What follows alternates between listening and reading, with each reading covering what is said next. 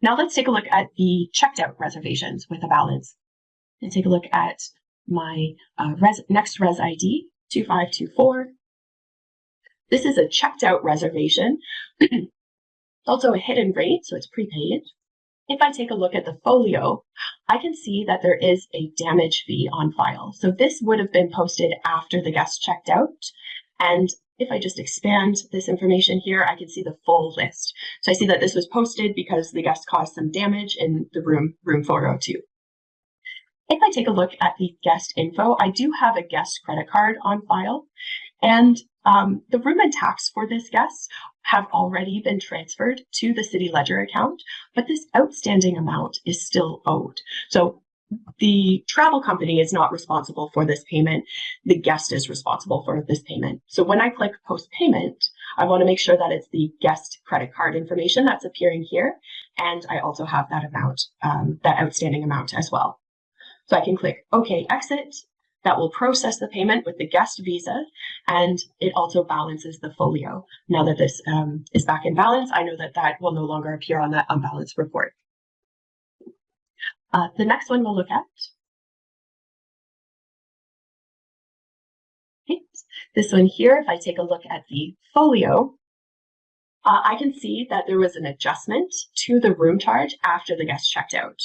So the guest checked out and paid with Visa, but I can see that after checkout, the front desk agent did make an adjustment of $50 off of the net room charge. So it's actually placed this folio out of balance by $56.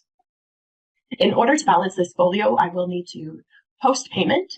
But what you'll see is that instead of so it does pull the guest credit card information, but it will post as a negative because I actually owe this money back to the guest credit card after I've adjusted part of the room charge. So I'll select OK, exit. That will post that refund back to the Visa. So I can see that that is a refund back to the Visa that we had on file for the guest. And we've brought the folio back into balance at $0. One last example here. There we go. Our last one here also checked out.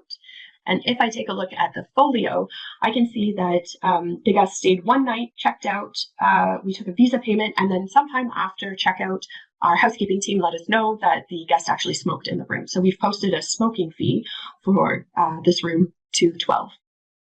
Now, this guest payment on file is a Visa credit card that we were able to use successfully, but this time when we take payment, when you click post payment, it does not approve, so it declines that credit card on file. If you are not able to collect payment for this charge, what you may need to do is actually reverse the smoking fee altogether.